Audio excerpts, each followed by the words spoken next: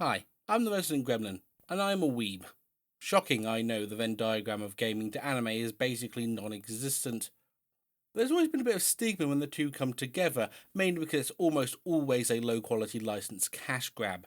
So when Steam recommended Valkyria Chronicles to me, a non-licensed tactical RPG with anime aesthetics, I was kind of intrigued.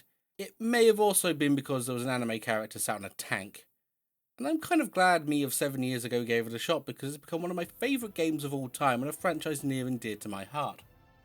But it's also quite a niche franchise with a quite fanatical fanbase, and since I'm now doing YouTube, I thought I'd share the whole damn show with you, in hopes of converting some people, but mostly because I like sharing the things I enjoy. I am the resident gremlin, the purveyor of the weird, the retro and the forgotten, and today we're taking a look at the entire Valkyria Chronicles franchise. Also, heads up, this video will contain spoilers. I would be doing a crap job if it didn't, but you've been warned. Let's go back to the very beginning. Not 2008 when the game released, that would be far too simple. No, we're going back to the ancient times of 2003 to the very inception of the franchise, because frankly, the story is kinda nuts. So, Shuntaro Tanaka rocked up to Ryutaro Nanaka one day and asked if he wanted to start working on something together, because they'd both just finished large projects and were sat right next to each other. Nanaka said, sure, let's make a war game. Only it was a little bit more complex than that. See, at the time, and even now really, most war games were basically just large-scale strategy games, like the movie War Games. They were big and grand and very impersonal. Even Sakura Wars, the game they both worked on, had similar issues when it came to gameplay and the characters. Detached, as a word. But Nanaka wanted something a little bit more personal, with more drama, more like war stories, specifically focusing on a World War II aesthetic, going so far as to cite Band of Brothers and Saving Private Ryan as influences, which is also hilarious to think about. The grittiness paired with the pastel anime aesthetic. Basic premise decided on, they went and enlisted a crack team to bring their vague idea to life. This included a prolific video game composer in the form of Hitoshi Sakamoto and writer Honjo, a doujin artist. And if you know what that is, you're probably now wondering why. Turns out they were really good at making military uniforms, weapons, vehicles, etc. believable, even if they were completely fantastical. Makes you wonder how they found this one out about them. Though let's not. Unfortunately, every time they pitched what they wanted to do, they got shot down by the Sega higher-ups, so much so that everyone involved, even the two mentioned above, thought the idea was dead on arrival. It was only in 2005, when they decided on making the game for the PS3, after jumping from the PS2 then PSP, that they had figured out what they actually wanted to do, and they hatched a diabolical plan to get the game greenlit. Enter Gallian Panzers, a decidedly different game than what we ended up with. A much more industrial, but more fantasy-heavy concept just from the artwork alone. And all this beautiful, magical concept art, exists by their own admission just to get Valkyria Chronicles' foot through the door. They had the general basics of the characters, plot and settings slotted into all of this, and while I absolutely prefer the more grounded aesthetic we ended up with, part of me does lament the loss of the possibility of cat people driving around in tanks ripped right out of Metal Slug. But it worked, and they got their green lights and their passionate crew assembled. We got ourselves Valkyria Chronicles. This is more of a whistle-stop recounting of events. I could go on and on and on because there's so much that went on behind the scenes, but for the sake of brevity, let's just leave it at that for now. As we get to actually talking about the game, a plot synopsis is in order, as this is the first game in the series and it kind of informs every other title. Well, almost. The game takes place during the Second European War, henceforth to be known as EW2, between the Atlantic Federation and the Eastern European Imperial Alliance, not so subtle analogues for the Allies and the Axis of World War II respectively. The Empire is winning quite significantly, but the war machine needs something to keep it ticking over, so they turn their eyes towards the neutral nation of Gallia, a land rich with Ragnite, the setting's MacGuffin resource that the world uses to heat things, power machines, and blow things up. This is the overarching catalyst for the plot and the events that happen. However, as you can guess, this is far too broad of a lens for a war drama. So instead, we zoom in on Welkin Gunther, a university student of natural science turned reluctant militiaman, and the story of how he and Squad 7 of the Gallian militia became the heroes that defeated the overwhelming might of the Imperial army. Yeah, the opening cutscene completely spoils the shock twist that the good guys win, and it definitely puts the cart before the horse, but As you'll hopefully learn, this franchise is less about the destination and much more about the journey. But we're also getting ahead of ourselves here. This game is a hard sell on two accounts. Firstly, the anime aesthetic. Granted, I think that turning you away from a game is asinine and dumb, but it's still somewhat of a deal breaker for people. But if you get past that, you have the actual hard sell. The gameplay. The reason for this is simple. The best way I can describe this game, on very basic terms, is a visual novel XCOM. This feels a little contradictory, but allow me to explain. The game is split into two, book mode and mission mode. Book mode is where you do basically everything. Upgrade units and weapons, unlocking stuff, and also the vast majority of where the story takes place.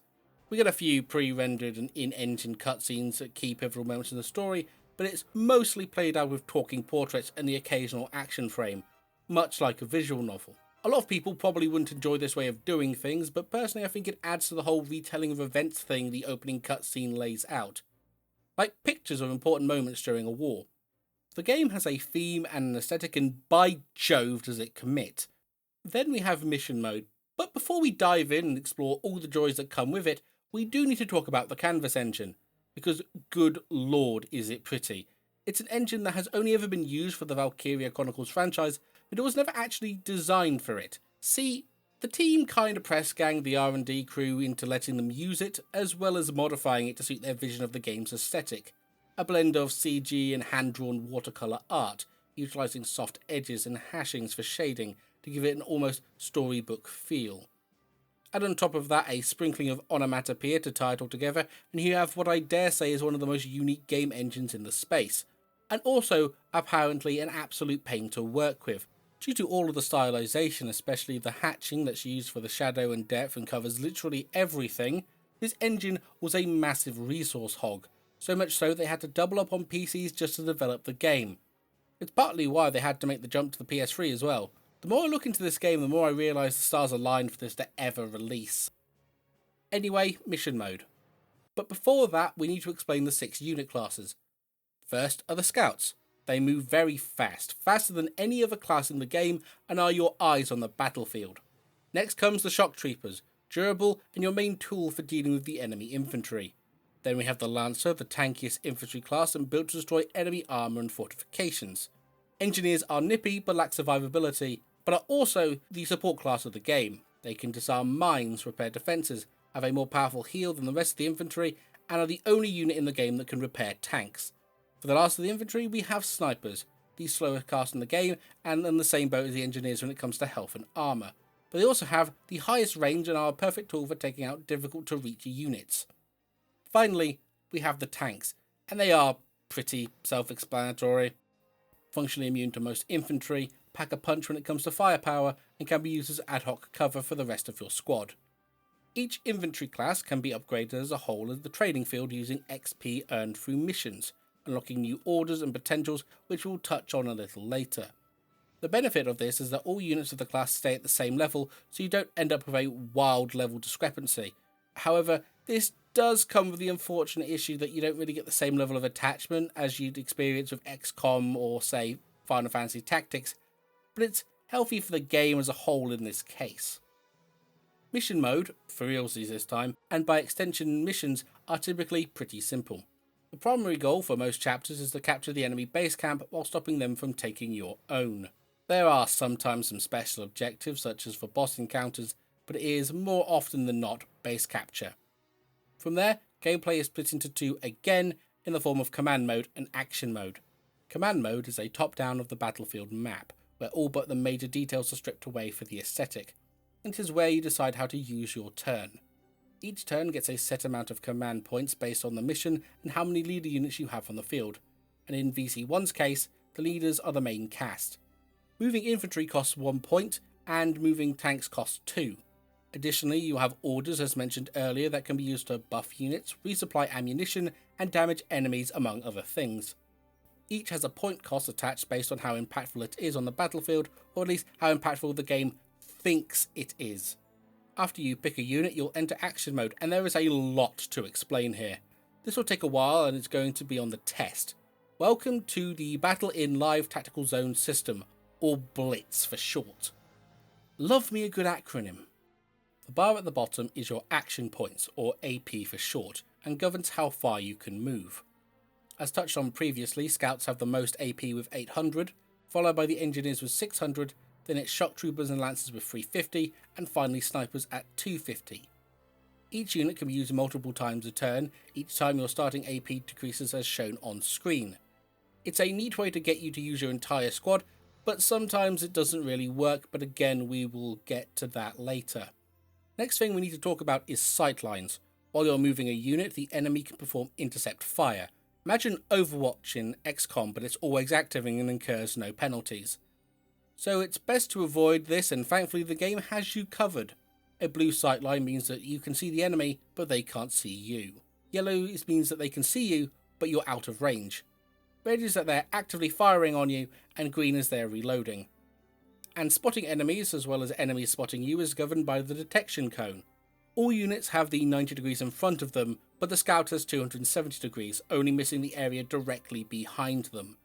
Additionally, intercept fire, which can be performed by all units minus lancers and snipers, cannot damage tanks, unless it hits their radiator. When you finally decide to perform your action, you get into aiming and the list of options. Aiming your weapon over the enemy gives you a breakdown of how many shots it would take to kill the enemy, how many shots you have, and a somewhat confusing explanation of how effective your weapon is against the target. But in summary, rifles, machine guns and snipers are good against infantry, lancers and grenades are good against tanks and artillery, and the former being a one-shot against tanks if it hits the radiator directly, and the latter being better for grouped up enemies or those behind cover. And tanks are generally good against most everything, but the downside is that they are very slow. As you aim, you will notice a ring around the reticle. This is your bullet spread. All shots do the same amount of damage, and at least one round is guaranteed to hit the target unless they're dodging. Think of it as chance to hit, but more readable and consistent. Aiming centre of mass at close range is more consistent damage, but as you can probably guess, aiming for the head, whilst less likely to hit, also deals more damage and will probably be where you're aiming in most scenarios. Finally, if you don't take out a target and they are capable of intercept fire, they will shoot back at you if in range. Very risk-reward system there. Then we have potentials, which have a random chance of activating whilst moving or performing an action based on the level of the invisible morale bar. The higher the morale, governed by enemies defeated, bases taken and allied units downed, the better chance of positive potentials triggering, and the same for negative at low morale. Like seemingly everything else, this is further split into two with battle and personal potentials. Battle potentials are unlocked as you upgrade the class in the training ground and are always positive buffs, whereas personal potentials are known from the start and are essentially personality quirks. Unlike battle potentials, personal ones can be both positive and negative, sometimes as a minor dip in defense or buff to accuracy, or something major like double damage to armor or making you lose all AP and their ability to act. If you don't want that last one to trigger, it's really not fun. Okay, we're getting to the last few things, so you're going to have to bear with me.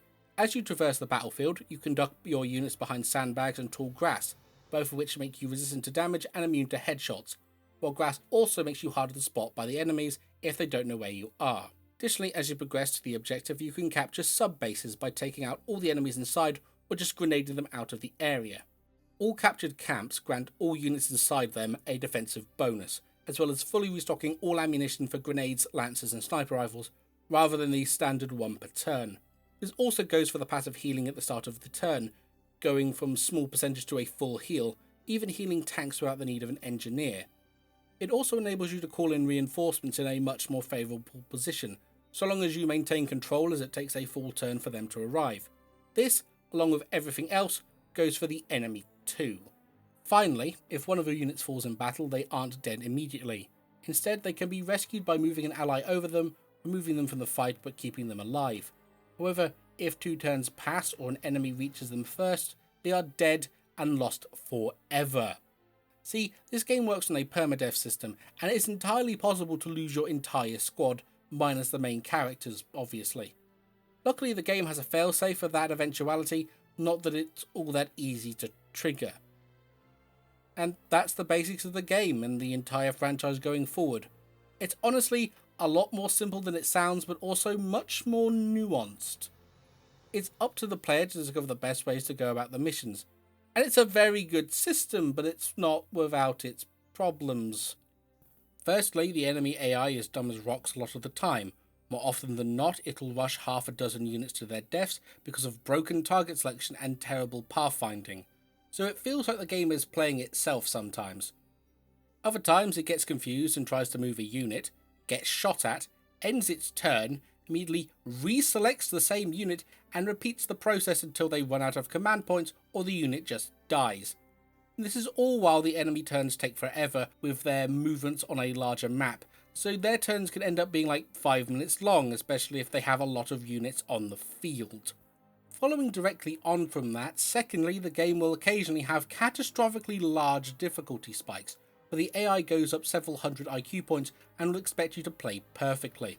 This tends to only really happen in boss encounters, but the worst offender is Mission 14, aka that mission, something that becomes a staple of the franchise.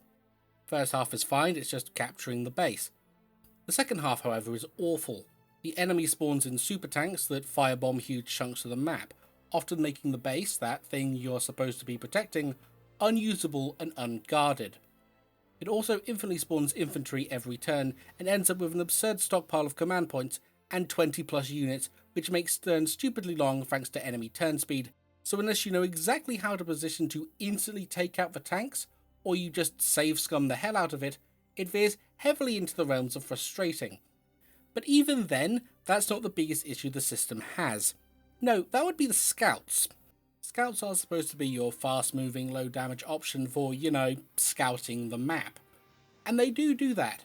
However, the rifle is arguably the best anti-infantry weapon in the entire game at mid-range, and when you rank up to elite status, they get more buffs than any other class, as well as access to grenade rifles, a generally better option to the elite Lancer's mortar for the same job. But the worst is their mobility. They have 800 AP, over double any other class bar the Engineer, which increases further to 900 at Elite. So with 3 command points they can clear 1800 AP worth of movement, which is an insane amount of distance for any map in the game. And that's before you consider one of their class potentials is double movement, which lets them clear that in a single turn. And the reason this is an issue is that the post-mission grading is based on how many turns have passed, so speed is heavily favoured as a trait. Stack caution and defensive orders, a scout can clear the entire map solo. Alicia, one of the main characters in the story, becomes a god for this after a certain point in the plot. It's so bad that they literally nerfed it in all subsequent games, but is otherwise a good system. But obviously the combat is there to facilitate the game's story, and the story of Valkyria Chronicles goes beyond the basic David vs Goliath wartime action. More specifically, it focuses on 2 subjects, bigotry and prejudice, and whether the ends truly justify the means. Firstly, the prejudice, which is mostly played out between Isara and Rosie, but there's a whole lot of background that needs to be covered before we get to their relationship. In the deep lore of the setting, the Darkson were considered the greatest warmongers Europa has ever seen. Using great and terrible weapons, they devastated the lands in what is known as the Darkson Calamity. We're talking cities destroyed, the country burned, mountains turned into Swiss cheese, apocalyptic style stuff. Then the Valkyria came along, defeated the Darkson menace, and their descendants have been paying for their crimes ever since. This has of course led to widespread discrimination, especially in Gallia, and the existence of the Darkson hunts perpetrated most commonly by the Imperial Army, where they would go in to attack towns and villages where Darkson were or were assumed to be, and just hunt them for sport. If their background, treatment and their shared design characteristics seem somewhat reminiscent of certain ethnic groups that were victims of genocide during the 1930s and 40s, then there is absolutely a reason for that. Back to Rosie and Isara. Rosie lost her family in a Darkson raid and blames the Darksons for it, which, based on all the above, is an expected reaction. Not an understandable one, but expected. Both her and Largo are very antagonistic towards Isara to begin with, but Largo cools off almost instantly after Chapter 4, leaving only Rosie to trade barbs and insults with the Darkson engineer. However, there are moments here and there where the tough exterior cracks a bit and Rosie treats Isara like a normal person, and this all comes to a head in Chapter 10, the liberation of Falson. The squad sneaks into an Imperial-run Darkson labour camp, where they find the inmates living in inhuman conditions. Most are sick or dying. she's met with the world-shattering realization that the Darkson, these monsters out of history, the cause of all life's ills, are just people. People that Europa at large has decided deserve to be treated with scorn, as less than human. And this is further compounded in the cutscene after the second mission of the chapter, where the Imperial army, after losing their commander and their hold of the mine, forced the workers into their huts and torched them. Rosie snaps immediately, looking for someone to take her anger out on, before being verbally shot down by Zaka, saying that isn't the Darkson way, which is also a reminder to her that she knows nothing about these people she's been taught to hate. This comes with the 1-2 punch of Chapter 11, where she finally tries to reconcile with Osara, only for her to be shot dead in front of her. And the final kicker, she learns of this girl that she's been trading verbal blows with all game, that she treated so poorly. Saw her as a friend. An act that pushed Rosie to make right in her own way, as her own personal mission is her running off alone to stop a Darkson hunt to, in a way, make amends and stop the cycle beginning again.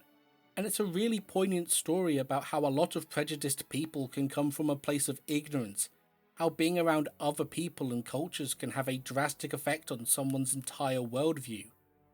And the game does it in a way that's well written and a slow burn, rather than simply going, this person is evil, and now they're not.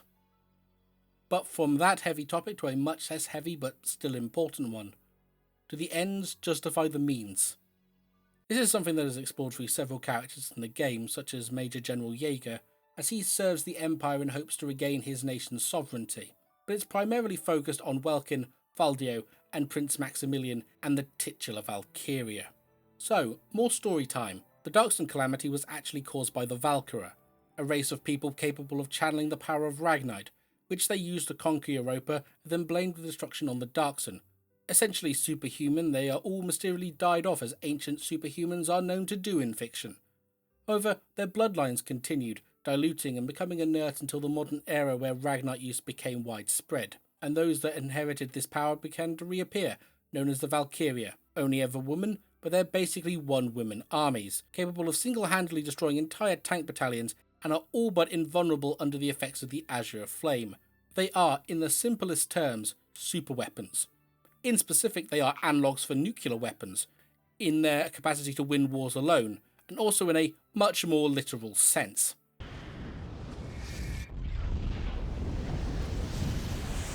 And this is where the three previously mentioned characters come in, and how they treat Valkyrias shows a different stance on a means to an end.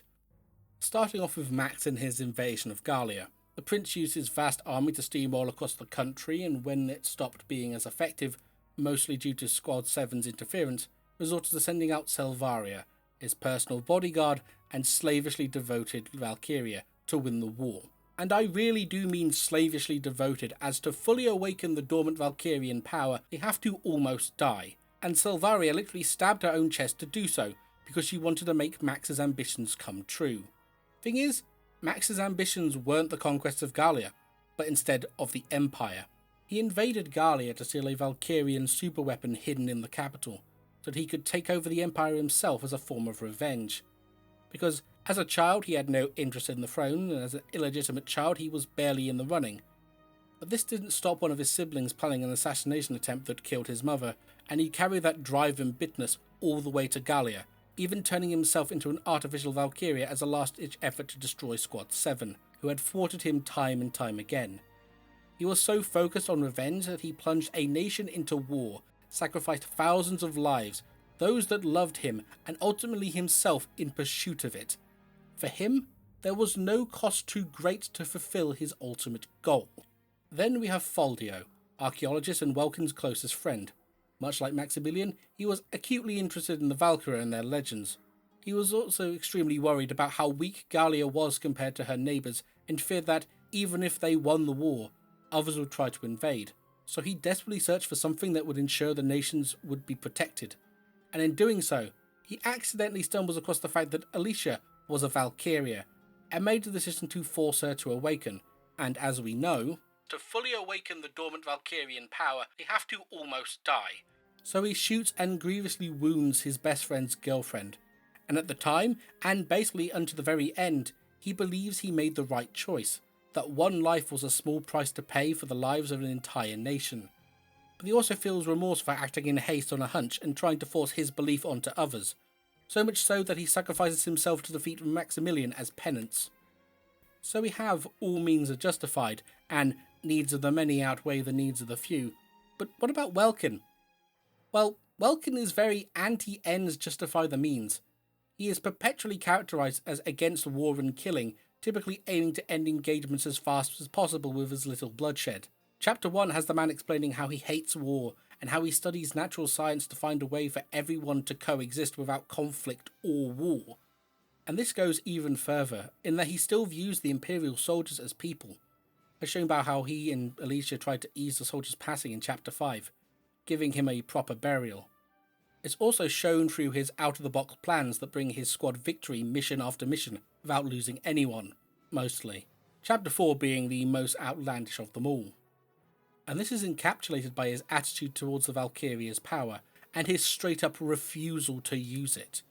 In Chapter 16, when Alicia, newly awoken to her powers, decides to go nuclear to stop Maximilian once and for all, Welkin runs in to stop her, explaining that relying on her power is just going to make everything worse in the long run, as people will fear what Gallia could do with such a power, and would view the nation as a threat.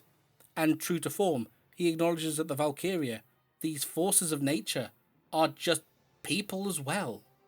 Now, I've seen a lot of people not liking Welkin because he's kind of a Gary Stu Wonderboy that can do no wrong, and I can absolutely see that. The most we get out of him is him clocking Faldio in the face for shooting Alicia. However, over the years I've grown to see him as more of a pretty good grounding point for the game, by which everyone else is measured. His eccentricities and bug obsession aside, he's a normal dude with a normal, travelled view of the world, and is frankly the most well-rounded character in the entire game. I genuinely love this game. It has so much going for it, and it is a real labour of love. However, this didn't really translate into sales. It sold only 141,589 copies in Japan in the first year, and way less in the UK and US, only breaching 1 million sales on the PS3 7 years after and several cut prices. However, it fared a lot better in the Steam re-release, and while the exact numbers aren't known, the game sold approximately 2 million copies across all platforms. Even though the sales weren't the strongest, the game had seemingly developed enough of a cult following and there was enough interest for a sequel to be released in 2010. It was developed by the same development team, with some notable absences like Nonaka. However, partly because of the platform's popularity in Japan, and I guess somewhat shaky early sales of the original, Valkyria Chronicles was released for the PSP. It's crispy, but for everything I can find, this is still the Canvas engine, only slightly bit crushed. Which also means no CGI cutscenes, but we do get anime ones, which are just as good. VC2 is set 2 years after the event of 1 and the ceasefire of EW2, and Gallia is once again in turmoil. See, near the end of the first game, Cordelia, the Archduchess of Gallia, reveals herself to be Darkson, and tells everyone the truth of the Darkson calamity. This makes a bunch of extremely racist aristocrats very angry, and they start a revolt in response. And they also started a bit of ethnic cleansing, because of course they bloody did. With the army decimated after the war and the militia being unable to be mustered due to reasons, Gallia enlists the only people available to fight in this armed uprising. Military cadets. You know, children and fresh-faced recruits. And one such cadet is Ivan Hardens, enrolled in Landsil to discover the fate of his brother and carry on his legacy. Placed in Class G, him and his colourful band of miscreant classmates have to bring peace to Gallia, and also try to graduate, which is given equal billing hilariously. If you're wondering about the school setting, it was because they wanted to draw in a more casual player base, and also those that enjoyed the companion anime of the original game. Yes, that actually exists, look it up. Mechanically speaking, all of the first game's DNA is still there, but they also had to make a lot of changes, from minor quality of life improvements to fundamental system changes. One of the biggest changes being the map. Due to the PSP being much weaker than the PS3, they are all split into sections, each connected by a sub-camp, and capturing a camp in one area captures the corresponding one in the connected area. Additionally, on top of the standard squad limit, you also have area limits, and can only have a maximum of 5 per area, but to compensate for this, they made reinforcements instant, and you can retreat your enemies without using command points if they're in the camp. It's a good solution to the power issue, but it sometimes gets really confusing as to where you're going in some missions. They also added an option to speed up enemy turns, which is a much needed change from 1. The next massive change is a complete overhaul of the class system. Firstly, Scouts, the shiny golden gods of the original, got heavily nerfed. Their damage across the board was lower, and they dramatically cut their AP, partly because they were insane in 1, partly because the maps are a lot smaller. Troopers and Lancers got more or less left alone, but weirdly Engineers got kinda gutted. They got a new weapon type called the pistol, and despite being massive, it is by far the weakest weapon in the entire game. Additionally, they got pushed further into a support role, losing their ability to remove mines and repair defences. This was given to the Armour Techs, a new class added for VC2. Melee only, but they are also the tankiest class in the game with a shield that blocks most damage coming from the front. However, the payoff is that they are extremely slow and do very little damage, making them extremely hard to use offensively. And the snipers? Well, they don't exist as a class anymore, but instead as a specialisation of the scout. Because that's another major change they did for the class system. Training grounds levels seemingly only give minor stat increases and unlock orders. The real class progression is tied to the class change system, in which you can choose to specialise each individual unit into certain roles. Each time the tree branches, you are given 2 options, one which is simply a flat improvement of the previous level, and one which is an alternate specialisation. Scouts can become snipers, troopers can become gunners, a more AoE focused defensive role, Lancer mortars like VC1, engineers get Anthem Core which can apply buffs and debuffs to allies and enemies, and the armoured techs become fencers, a more damage focused role. And each specialisation adds a unique dynamic to missions, but unfortunately Anthem Core feels kinda borderline useless and the fencer tree is utterly broken. But what gates you from all of this is the credit system. Performing certain actions during missions will give the unit credits based on that action, with different missions giving higher chances to unlock certain credits. However, this system is extremely grindy and also doesn't feel like it works exactly as intended. As credits are earned based on contributions in combat, some classes have a much easier time of earning them than others, with armor tech struggling the most unless you actively slow the mission down, which runs counter to how the games grade your mission completion. And because this system is per unit, you will find yourself running the same missions over and over so your units can stay above the curve. And this also bleeds into progression. The game is split into months, with each month having a story mission or 2. But before you can attempt the story mission, you will have to complete a set amount of side missions, and this number increases the further into the game you get. It becomes a slog to get anywhere, and that's not accounting for the existence of V2s. Based on the Maximilian from the final mission of 1, they are artificial Valkyria, and they are very tanky, do insane damage, and will one-shot most units if given a chance to return fire. This power is tied to the power cards that make all the V2s in the area weaker after being destroyed. However, they are almost always hidden behind the V2s, and they can throw multiple V2s at you at once. Can you guess that I hate the V2s? And this is all before we even look at R&D. You have the VC1 way of upgrading equipment as well as special weapons dropped from aces, but they also introduce craftable special equipment that requires resources to build. As you complete missions, you have a chance of materials being earned based on the mission, with rarer materials being tied to late game missions. This means even more grinding for late game gear. Have I mentioned that I hate grinding?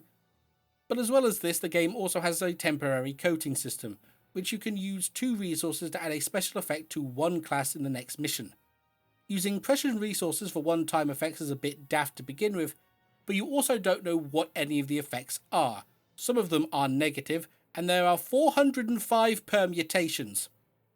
Thankfully, unless you're playing the super hard post-game content, because the game has that by the way, you can easily ignore the entire system. That said, the overhaul of the R&D isn't all bad. The tank customization is something I quite enjoy. Rather than the flat upgrades of 1, you instead configure the tank to fulfill any role you need. Each part has a weight, and each frame has a specific weight capacity, with each part fulfilling a specific role, from increasing unit capacity limit for APCs to mortar turrets and special tools that nullify area effects in missions. It's a veritable Build-A-Bear of armor, but it also has its weird quirks, such as tanks being slowed down in sand but not APCs. All in the name of balance, but still very weird. Also, unlike 1, you can retreat the tank, and losing it is not a mission failure outside of escort missions, where it is replaced by an APC that you need to protect. However, if the tank is destroyed, you have to pay to fix it, which isn't a great concept when it feels like the tank is needed for a lot of missions. That was a lot of changes, wasn't it? Well, I'm not done. Outside of the class changes, the map changes, and the R&D changes, the game outside of this has changed as well.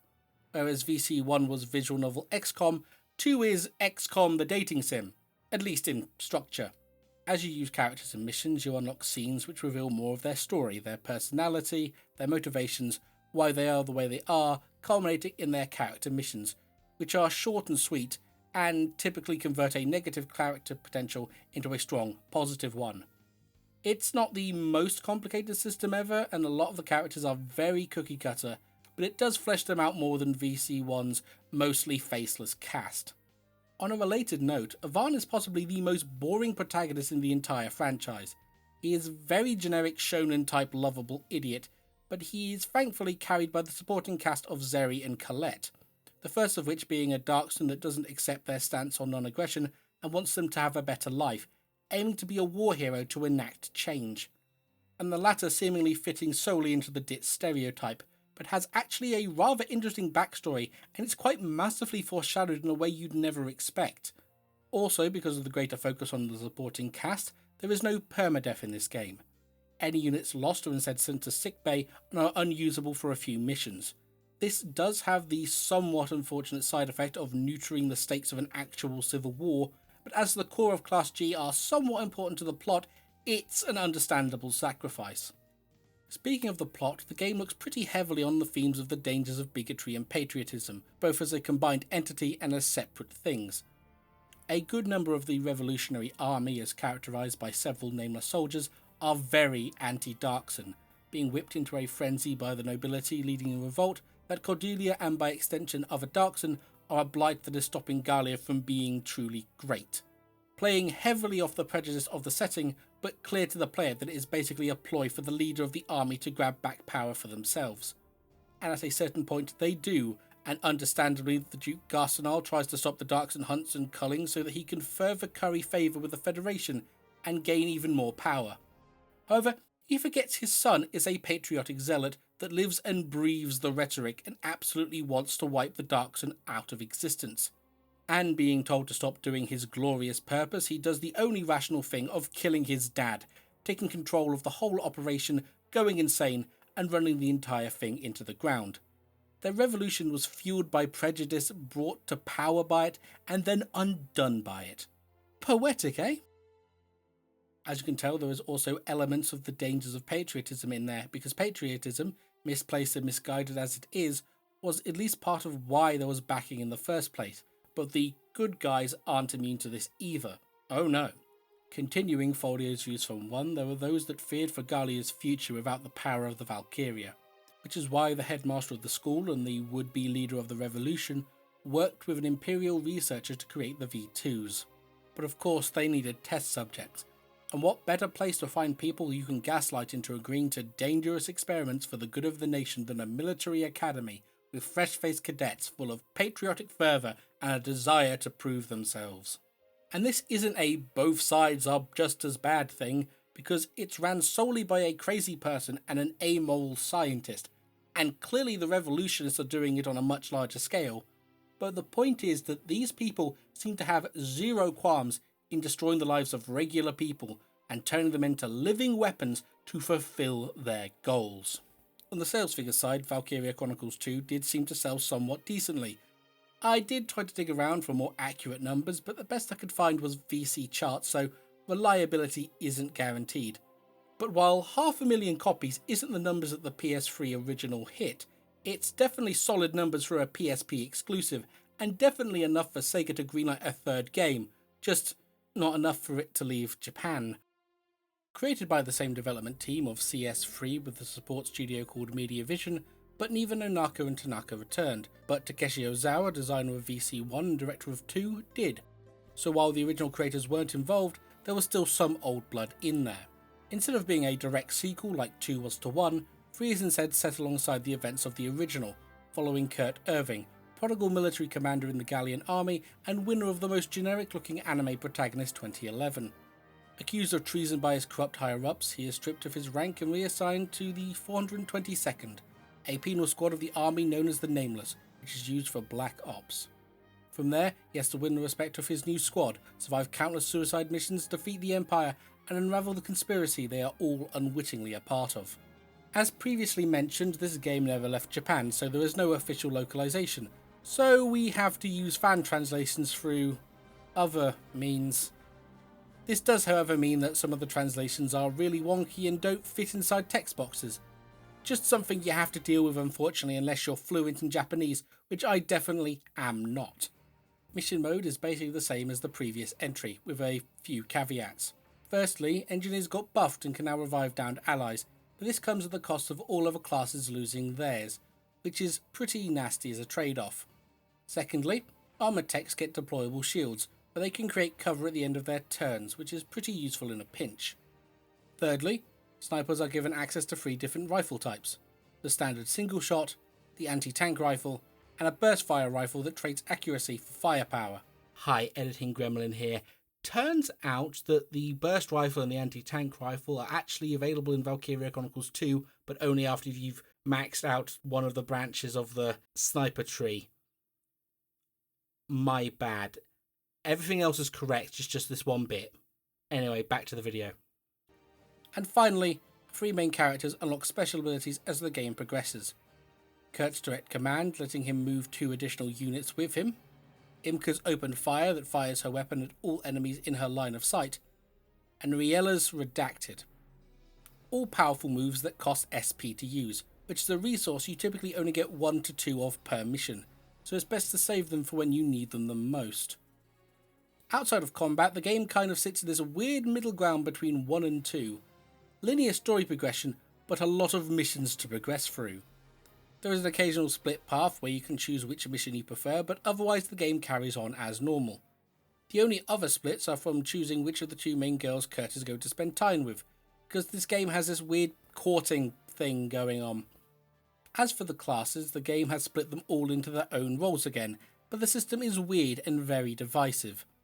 You start with the 5 basic classes of Scout, Trooper, Lancer and Armoured Tech, and you unlock the other 3 classes of Sniper, Gunner and Fencer by buying the weapon from the shop.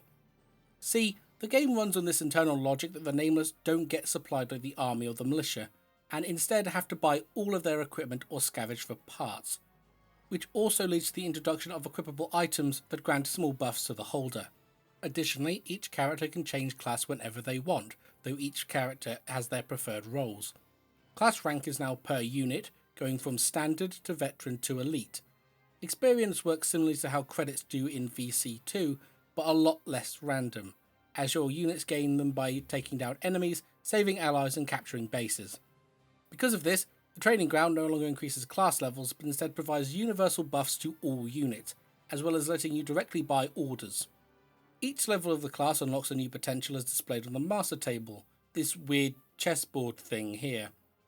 However, unlocking the potential doesn't set it to active, and you have to proc it in combat, which is easier said than done, because the activation is a random chance on a certain action. On top of that, classes have linked potentials which require you to have both relevant levels and active potentials in both classes. If that sounded convoluted, you're right, it is. It turned off a lot of people, made worse in no small part by how grindy it is, and how grindy the game is in general. VC3 is the longest game in the franchise for the main story by a wide margin, with more mandatory missions, and this isn't helped by the number of reused maps. 3 pretty much reuses every normal map from 2, and while it has 8 new levels as well as 3 boss stages that are pretty amazing levels, they are so much less common than the amount of repetition of old content gets pretty grating very quickly. And that's before we get into 3's patented extreme difficulty spikes. You know I said that mission became a staple of the franchise? Well, Valkyria Chronicles 3 has numerous that missions, primarily any mission where you face the ridiculously named Calamity Raven, and the period around the beginning of the second half where the army starts hunting the Nameless for desertion.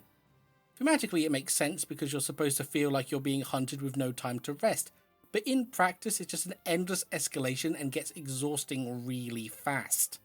But at least they removed the V2s because they didn't exist yet in continuity, and replaced them with heavy gunners, a stronger, more deadly version.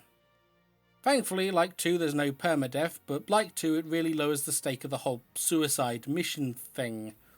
Before we start looking at themes of the story, there's one thing this game does that I really do not like, in that it forces itself into the franchise's canon.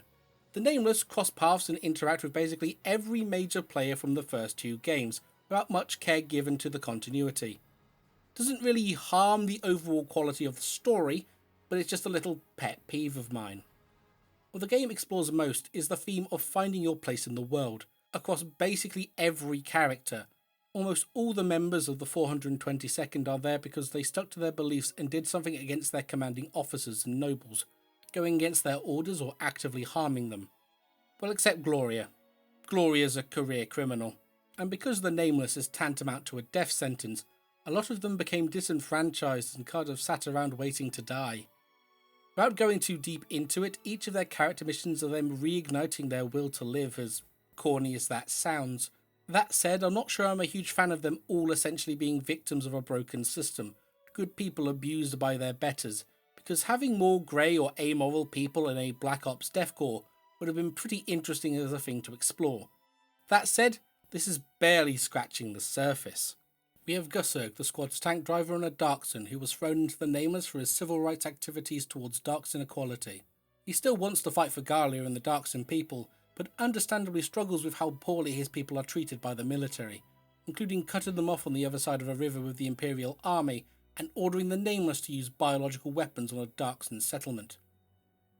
Gusurg's internal struggle being made much worse by their run-ins with Calamity Raven, a Darkson Special Forces unit working under the Imperial army, but fighting to obtain land for their people to live in peace. This eventually leads to his defecting to the Ravens, betrayal of the Nameless, and ultimately his death in the later stages of the game. Going against the wishes of the Ravens' charismatic leader, but making a choice for himself, a decision he believed was necessary to fulfill his dream. And to juxtapose Gusurg, we have Dahao, Calamity Raven's leader and the man very much aware of his place in the world. He is a character that has always been described as leading efforts to improve Darkson life, leading an ill-fated resistance against the Empire that cost him his wife. Not one to give up, he struck a deal with the leader of the Igdis Church to aid him in bringing Europa back under the banner of Igdism and making him the de facto leader, in exchange granting the Darksons land of their own, which, considering Igdism is the worship of the Valkyria and they hate the Darkson, yeah, no. Despite this and siding with the Empire, Dahao is a man of conviction and refuses to use tactics that would harm civilians. However, this comes to be at odds with his desire for Darkson independence. Borgia, the church's head and mastermind of the conspiracy that got Kurt placed with the Nameless, upon having his Gallian conspirator revealed, plans to hold Europa to ransom with a Valkyria ICBM to get his way, only to be stopped by Dahao, but not with pure intent. With the death of Maximilian and the loss of his men, Dahao decides to use the weapon himself in a desperate attempt to fulfill his dream, surrendering his ideals for his goals, much in the opposite way of Gusurg finding his own conviction. As this game is very individual character focused and very long, I could be here all day, so I'm only going to do one more. Kurt. The man is a young, brilliant, if somewhat naive military tactician that spends his early days with the Nameless trying to get them on side, so he can prove his skills and return to the main army, treating them more like pieces on a board than people. However, his redemption was never going to happen, and after the accusation of desertion and being hunted by the Gallian army, he switches more to a protector role, using his skills to try and keep everyone alive against insurmountable odds and attacks from all sides. But through it, he doesn't abandon Gallia, instead choosing to protect it regardless, and finally, at the very end of the game, he disbands the Nameless and goes to live a quiet life with the girl of your choice. Which is probably my least favourite thing about the story. Riela and Imke have pretty interesting stories, but they end up as ham-fisted love interests in a way that I feel ruins their characters just a little bit. Divisive though it was, VC3 did outsell its predecessor in Japan according to VG charts. I know, I'm sorry.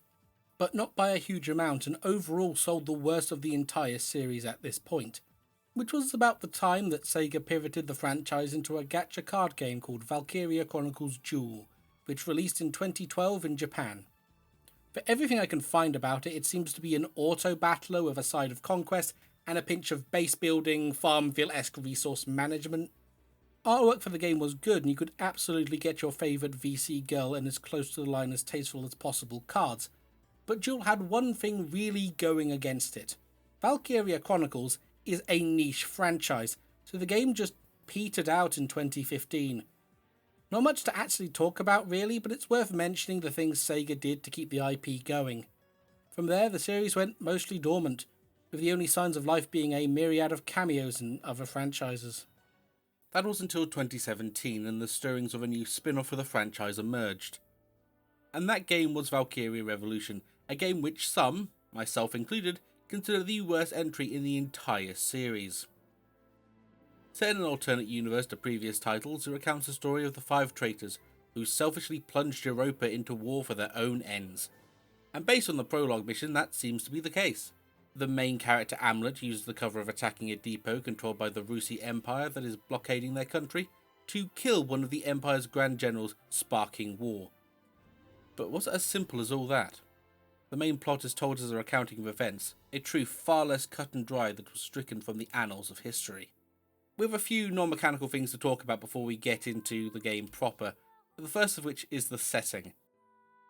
Rather than something World War II adjacent like the rest of the franchise, Revolution is more akin to Magitech.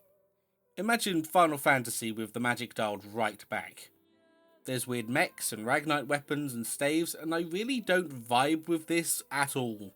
If it was more like the concept art for Gallian Panzers, sure, but this feels way more generic. But the most prominent thing you'll notice is that it looks very different from Valkyria Chronicles 1 as a home console entry. This is because it's running on the Gouache engine, which to my knowledge is just a modified version of Canvas. It's watercolour with very vivid colours and pretty maps, but it also lacks a lot of the charm of Canvas. There's no hatched shadows and none of the onomatopoeia of the previous titles. It just feels oddly lifeless. And what makes it really weird are the characters. Their designs are a lot more realistically proportioned than previous games, and paired with the rendering on them, they look odd. Not uncanny valley levels, but definitely kind of off-putting. But enough of me griping about aesthetic changes, let's talk about mechanics. You know that blitz system? The thing the series is known for and they have been slowly iterating on? Yeah, that's gone. Replaced instead with this kind of janky real-time system. But from the top, this game has 4 classes: Shock Trooper, Scout, Sapper, and Shield Bearer. Troopers and Scouts fulfill very similar roles to the rest of the series. Sappers are your utility casters, healing, buffing, dealing damage, etc. And Shield Bearers are supposed to be tanks, but their ability to actually be tanks feels dubious at best. Whilst there are guns and grenades, a lot of them in fact, each with their own strengths and weaknesses, they are relegated to limited use sub-weapons, with the majority of combat being melee. 3 attack combos built around generating Ragnite energy, or special elemental attacks based on what the character has equipped, each with its own element: water, fire, earth, and wind, where the damage is based on the user's affinity for that element against the target's resistance. However, generating Ragnite energy is very slow by default, as well as move speed, so to make combat faster and traversing the game's massive maps bearable, you need to be constantly buffing your units, requiring a scout basically dedicated to giving you move speed.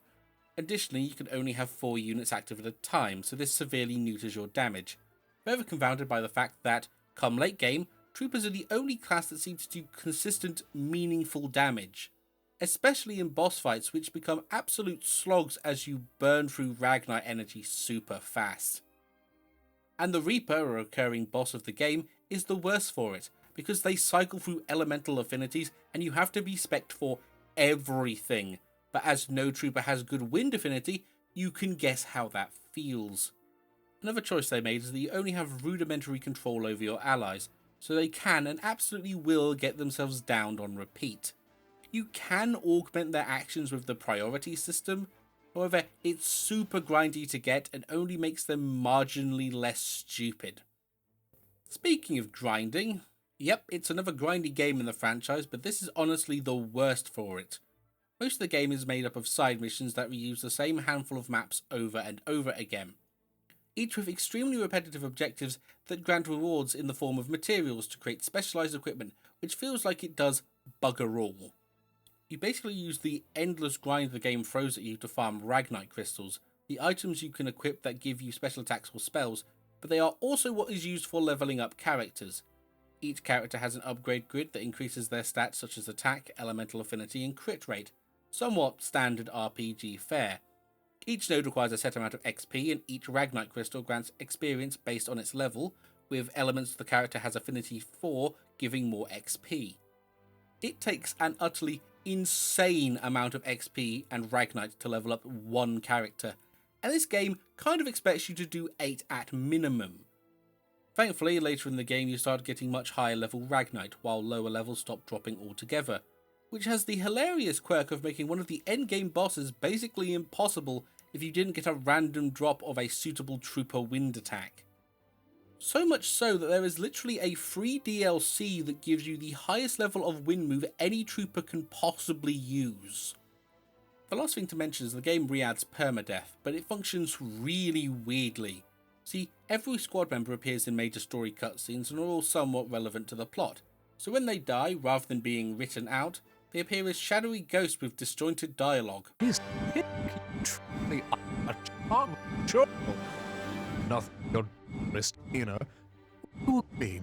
It's just kind of bizarre. All of the systems this game is built on feel extremely janky, like they haven't really been thought through properly and don't really mesh well, leaving an overly convoluted and non-rewarding game. Made worse in no small part by the game's story to gameplay balance being kind of awful.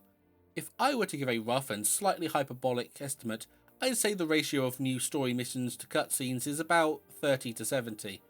It's kind of nuts, and the story for the most part isn't altogether that interesting for the first 50% of the game. It's a pretty generic revenge story until, after some choice deaths and shocking revelations, it pivots into asking what the cost of revenge is and who ultimately has to pay it, which is honestly a lot more compelling a story. The conspirators start questioning if all of this is worth it, thousands dying, even more suffering, countries thrown into turmoil, all to avenge one person. This leads to some inner conflict. That lasts about 5 minutes before they continue on with the plan, but in the name of Jutland, not themselves, which is a very cop-out answer if you ask me. And the story is further held back by none of the characters being all that interesting.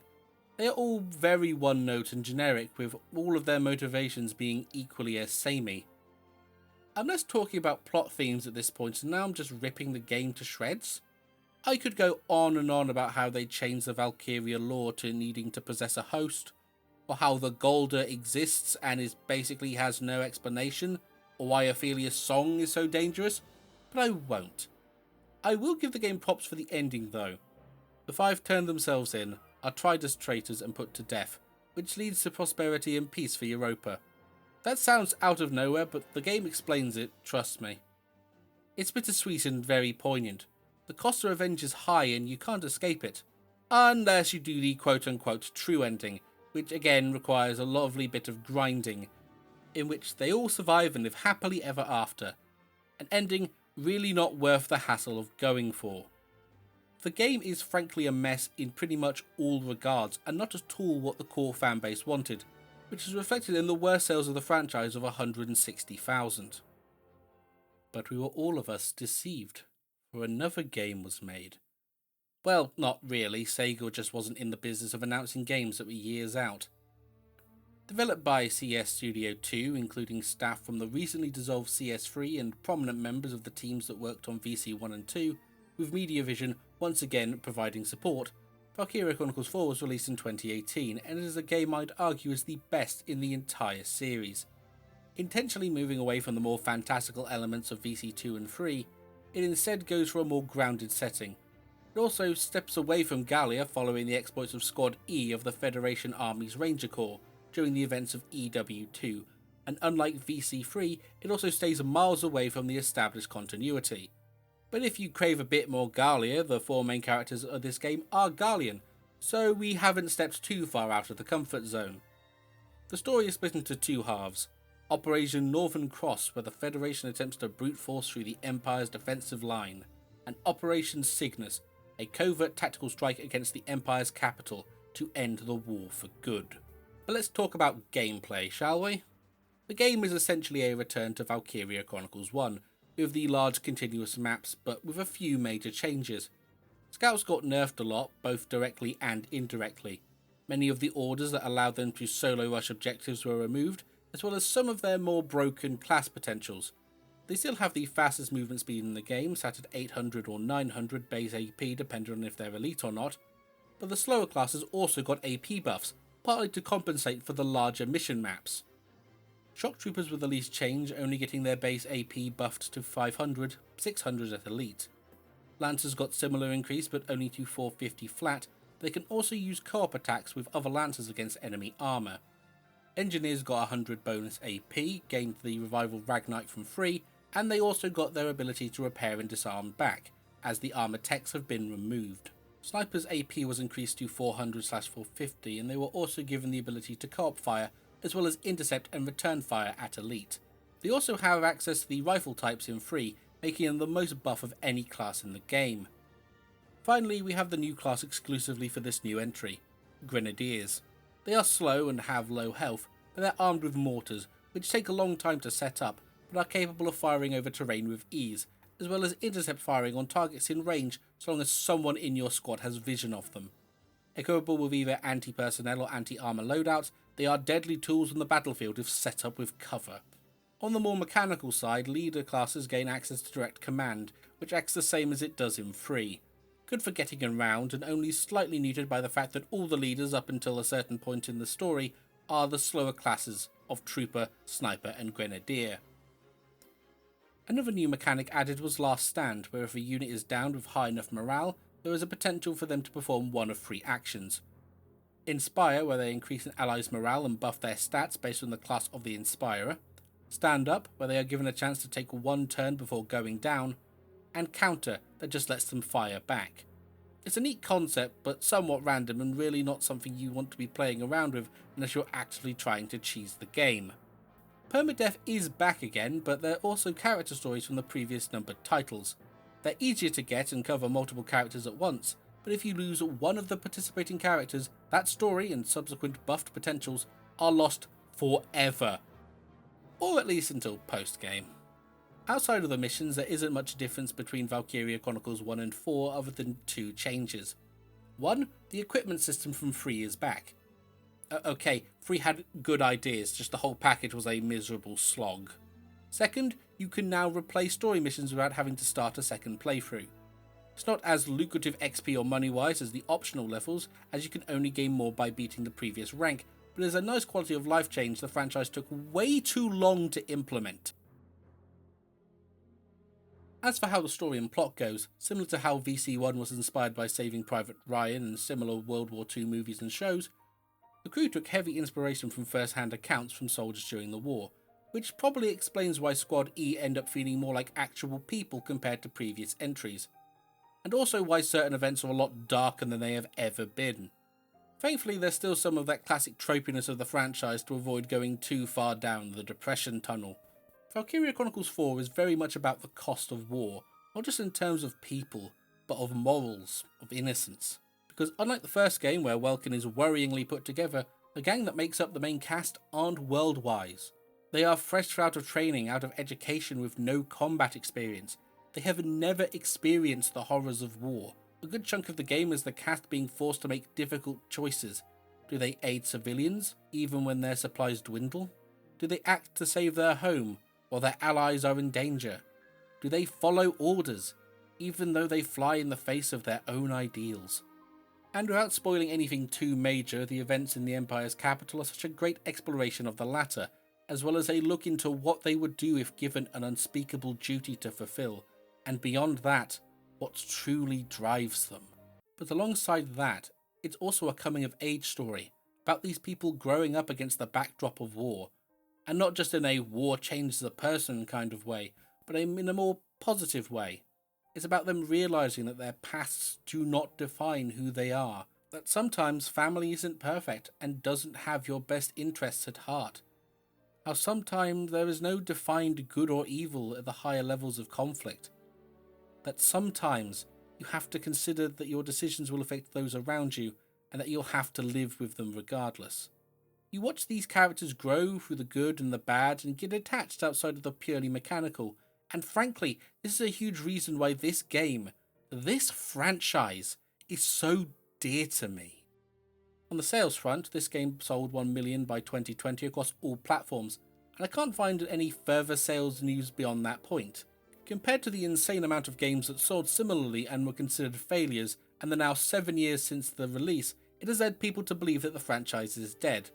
Also the removal of the awful mechanics from the PSP titles and people calling for Valkyria Chronicles 1.5, but we'll ignore that nonsense. Let Gremlin hop onto the soapbox for a minute. Valkyria Chronicles 4 sold 1 million in 2 years, compared to the 7 years it took the PS3 version to sell the same amount, and the 16 years it took to sell 2 million across 4 releases. 4 outsold the PSP releases and the spin-off combined. The franchise has always been a slow burn on the sales front, and even the developers were happy with the sales figures. Add to that Sega is rummaging through the backlog for options for smaller scale projects. Valkyria Chronicles could very well still be on the table. Maybe it's just copium, but I believe in this plucky little series. And that's that. That's the Valkyria Chronicles franchise in basically its entirety. I've not covered all of it because I still want people to play these games, but this has been a much bigger undertaking than my usual standalone retrospectives, but I hope you all enjoyed, and maybe it has inspired people to check it out, or pick it up again and replay it after all this time. Let me know in the comments, leave a like, and maybe subscribe if you haven't already. I have been the Resident Gremlin, and I'll see you next time.